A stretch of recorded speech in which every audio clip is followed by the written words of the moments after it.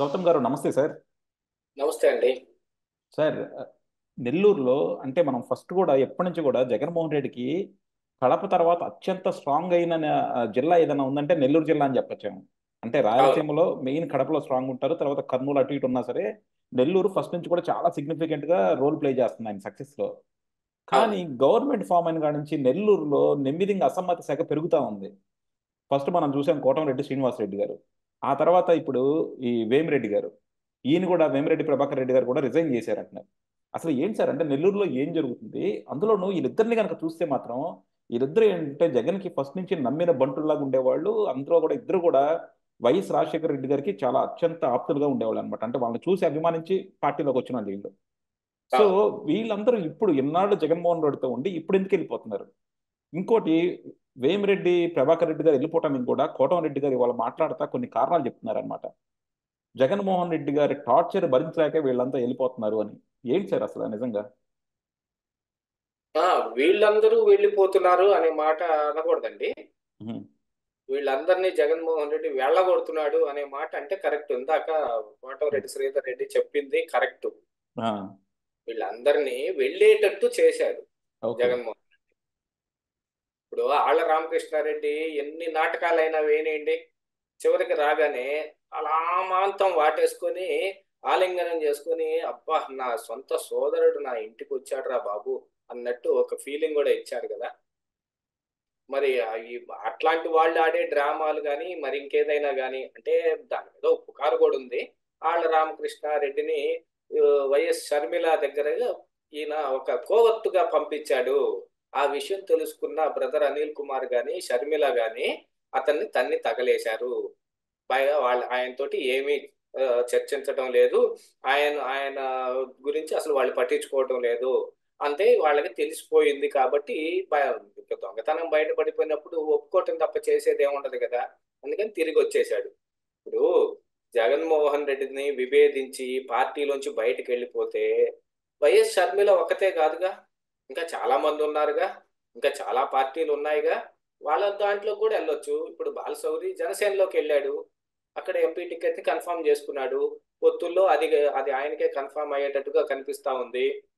ఇలాగనే రఘురామ కృష్ణంరాజుని వెళ్ళగొట్టే ప్రయత్నాలు చేస్తే ఆయన ఆయన విభేదించాడు, ఆయన విమర్శించాడు. కాదంటం లేదు గానీ, వెళ్ళగొట్టడానికి ఎన్ని ప్రయత్నాలున్నాయో అన్నీ చేస్తే, ఆయన ఎదురొడ్డి నిలబడి, ఆయన ఇంకా పార్టీలోనే కొనసాగుతూ, ఇదే జగన్మోహన్ రెడ్డికి ఒక రకంగా చెప్పాలంటే ఎక్కడో పెట్టిన రాయిలాగా తయారయ్యాడు గదా! ఉహుం. ఇప్పుడు ఆయన ఏ షర్మిల వచ్చిందని ఆవిడ ఎనకిడిత పోవటం ఇయన్నీ జేయలేదు. ఆయన వేరే ఎతుక్కున్నాడు. బీజేపీలోకి వెళ్ళటానికి మార్గం సుగమం చేసుకున్నాడు. ఢిల్లీలో కూర్చొని ఇక్కడ టీడీపీ, జనసేన పొత్తు అనంటే బీజేపీ కలుస్తుందా, కలవదో చూసుకొని ఒకవేళ కలవకపోతే గనక టీడీపీలో జాయిన్ అయ్యి ఆయన సీట్‌లో మళ్ళీ ఆయన పోటీ చేయడానికి ఆయన అన్ని సంసిద్ధం చేసుకొని పెట్టుకున్నాడు. ఏదైనా విభేదించి వెళ్ళిపోయినప్పుడు అలా ఉంటాయి. అలా కాదు, ఆయన ఒక్కడికే అనుకుంటా సీటు ఫిక్స్ అయింది. పార్టీ ఫిక్స్ అవ్వగానే సీటు ఫిక్స్ అయింది. ఏ పార్టీ నుంచైనా అదే సీట్లో అవును. పోటీ ఇది చేసేటట్టుంది. కన్ఫర్మ్. నేనొక్కడే మన ఆంధ్రప్రదేశ్ రాష్ట్రంలో మరి జగన్మోహన్ రెడ్డి అంటే పులివెందుల్లో పోటీ చేస్తాడు. చంద్రబాబు నాయుడు అంటే కుప్పంలో పోటీ చేస్తాడు. ఇదిగో నారా లోకేష్ అంటే మంగళగిరిలో పోటీ చేస్తాడు. ఇలాగా రఘురామ కృష్ణరాజు అనంటే ఆయన నరసాపురంలో పోటీ చేస్తారు. ఇదే కదా ఫిక్స్. ఉహుం. పార్టీ ఏదైనా గానియండి, ఆయన ఫిక్స్ చేసుకొని ఆయన విషయాలు ఆయన జూసుకోవటం మొదలుపెట్టాడు. అలాగనే ఇప్పుడు వీళ్ళందరిని ఏంటంటే, పార్టీలోంచి వెళ్ళగొట్టే పనులు జేస్తా ఉన్నాడు జగన్మోహన్ రెడ్డి. కోటంరెడ్డి శ్రీధర్ రెడ్డి విభేదించే బయటకు వెళ్ళాడు. అప్పుడున్న కారణాల ప్రకారంగా ఎమ్మెల్సీ ఎలక్షన్స్ వచ్చాయి. ఎమ్మెల్సీ ఎలక్షన్‌లో దాన్ని అడ్డం బెట్టుకొని మరి ఓటు వేశారో లేదో గూడా తెలీదు. పార్టీ నుంచి బహిష్కరించేశారు. ఈ రోజుకి మరి వాళ్ళు వీళ్ళందరూ కలిసి తెలుగుదేశం అభ్యర్థిని గెలిపించారు, ఓటు వేశారని చెప్పటానికి సజ్జల రామకృష్ణారెడ్డి చెప్పిన ఆ దిక్కుమాలిన వ్యాఖ్య తప్ప వేరే ఏం ప్రూఫ్స్ లేవు. మేము దాని మీద కోడింగ్ పెట్టాం. ఆ కోడ్ ప్రకారంగా మేము దాన్ని కనిపెట్టాం అనంటే అసలు ఎలక్షన్ ప్రక్రియ పేరునే రద్దు చేసేయాల్సినంత పరిస్థితి అది. ఏంటి ఎలక్షన్ కోడ్ అంటే ఒక సీక్రెట్ కోడింగ్ బ్యాలెట్.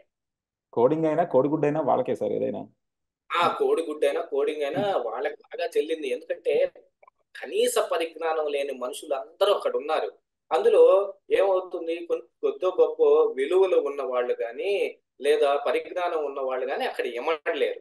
ఆ ఎమ్మడి లేని వాళ్ళందరూ ఇది తప్పు అని చెప్పబోతారు. జగన్మోహన్ రెడ్డి దగ్గర అది చెల్లదు. ఎవరైనా సరే జగన్మోహన్ రెడ్డి సుప్రీం. అతను ఇది ఒక పందిని చూపించి ఇది నంది అన్నాడంటే నంది, వాళ్ళు తెలుసుకొని తీరాల్సిందే అని చెబుతారు తప్ప వేరే ఏమి ఉండదు. అలాంటి పరిస్థితుల్లో ఇప్పుడు అందరూ బయటకు వచ్చేస్తున్నారు అని అంటే రాకేం చేస్తారు? టికెట్ కన్ఫామ్ చేయలేదు కాబట్టి బయటకు వచ్చారు అనేది ఒక కారణం అయినప్పటికీ కూడా టికెట్ ఎందుకు కన్ఫామ్ చేయలేదు జగన్మోహన్ రెడ్డి? గతంలో గెలిచిన వాళ్లేగా. ఇప్పుడు మళ్ళీ తిరిగి గెలవరు అనుకునే వాళ్ళందరినీ తీసేస్తున్నారు అని అంటే మొట్టమొదటిగా తీసేయాల్సింది మా నియోజకవర్గంలో ఉన్న విడదల రజనీని. అసలు ఆవిడ ఎక్కడే గెలవదంటే మరి గుంటూరుకి వెళ్ళి ఎలా గెలుస్తుంది? ఆవిడకి టికెట్ కన్ఫర్మ్ చేశారు కదా అక్కడ. వాళ్ళకు నచ్చిన వాళ్ళు ఉంటే ఎంత లావునైనా వాటేసుకుంటారు ఆళ్ల రామకృష్ణారెడ్డి లాగా. వాళ్ళకి నచ్చని వాళ్ళు ఉంటే ఏం చెప్పైనా సరే వెళ్ళిపోయేటట్టు చేస్తారు. పొమ్మన లేక పొగ పెట్టినట్టు ఈ పీకలన్నీ ఎగిరిపోతాయి కదా అని ఒక నాటకం మొదలు పెడతారు. ఆ నాటకంలో వీళ్ళందరూ బలి పశువులు అవుతారు. కాకపోతే రాజకీయాల్లో వీళ్ళదొక్కటే పార్టీ కాదు, వీళ్ళతోనే రాజకీయం పుట్టింది కాదు, వీళ్ళతో అంతం అయిపోయేది కాదు. అందుకని వాళ్ళు వేరే పార్టీలను చూసుకునే అవకాశం కూడా ఉంది. ఈ రోజు వేమిరెడ్డి బయటకు వచ్చాడు అని అంటే టీడీపీ పార్టీతో మాట్లాడుకోకుండానే వచ్చేసి ఉంటాడా? వాళ్ళందరూ జగన్మోహన్ రెడ్డిని నమ్ముకొని రాజకీయాల్లోకి రాలా. ముందే రాజకీయాలు, జగన్ కంటే ముందే రాజకీయాలు చూసి ఇదిగో మనకు నచ్చిన నాయకుడు ఒకడు వచ్చాడు, ఇతను వెన్నంట ఉండి మనం నడిపిస్తే ఇది చాలా దూరం వెళ్తుంది అనుకున్నారు. జగన్మోహన్ రెడ్డికి అధికారం వచ్చిన దాకా ఒక రకం, అది జగన్మోహన్ రెడ్డి. అధికారం వచ్చిన దగ్గర నుంచి జగన్మోహన్ రెడ్డి రెండో రకం, అది వైఎస్ భారతీ రెడ్డి. అసలు ఈ మాట ఎందుకు చెబుతున్నానంటే దీని మీదే కదా ఎక్కువ పుకార్లు నడుస్తుంది. అధికారం మొత్తం ఆవిడ నడిపిస్తోంది. ఆవిడ ఎవరు ఎస్ అంటే వాళ్ళు ఎస్, వాళ్ళ ఎవరు కాదంటే వాళ్ళు నో. అందుకనే తల్లి చెల్లి ఎవరూ లేరు, మొత్తాన్ని దూరం పెట్టేశారు. అవినాష్ రెడ్డి మాత్రం ఎన్ని చేసినా అక్కడే ఉంటాడు. అవినాష్ రెడ్డికి మాత్రం ఎందుకంత ప్రియారిటీ అంటే భారతీ రెడ్డి చెబుతారు కాబట్టి.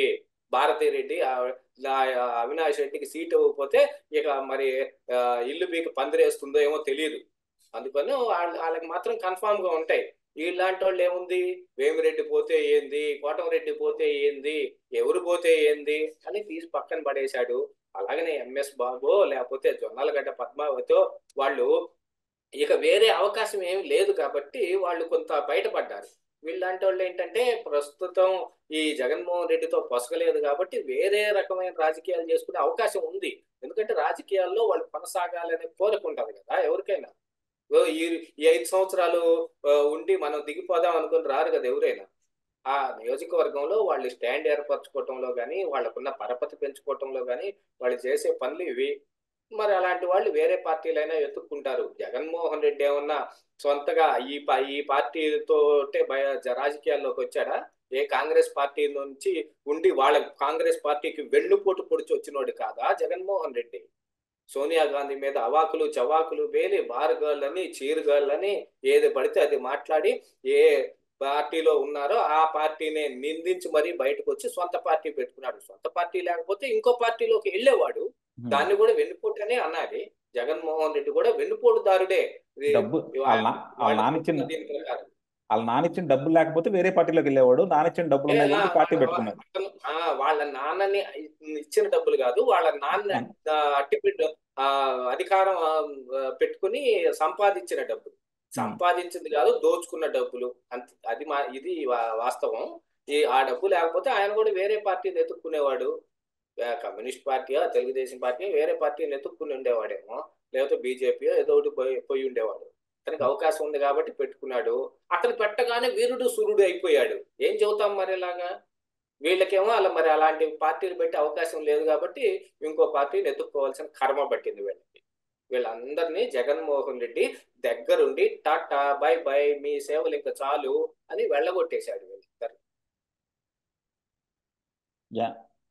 డెఫినెట్ గా సార్. అంటే ఇప్పుడు వీళ్ళంతా కూడా వెళ్ళిన వాళ్ళందరికీ మీరు చెప్పినట్టు ఏంటంటే రకరకాల కారణాలు ఉండొచ్చు కానీ, బట్ వేమిరెడ్డి ఇలాంటి వాళ్ళు కానీ వీళ్ళంతా కూడా వెళ్ళిపోతుంటే ఏంటంటే ఒక్క నిమిషం డౌట్ అనమాట. ఎందుకంటే ఇంత నమ్ముకొని పార్టీతో ఉన్న వాళ్ళని వీళ్ళని కూడా వదిలేసుకుంటే జగన్మోహన్ రెడ్డికి ఏమైంది అని.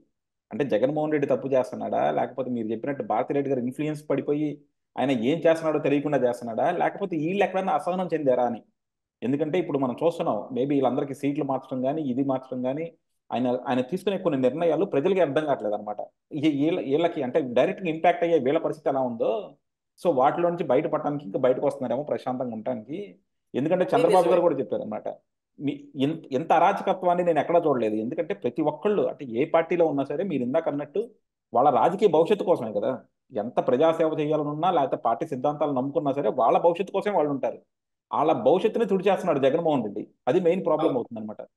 Yeah. Thank you sir, thank you very much.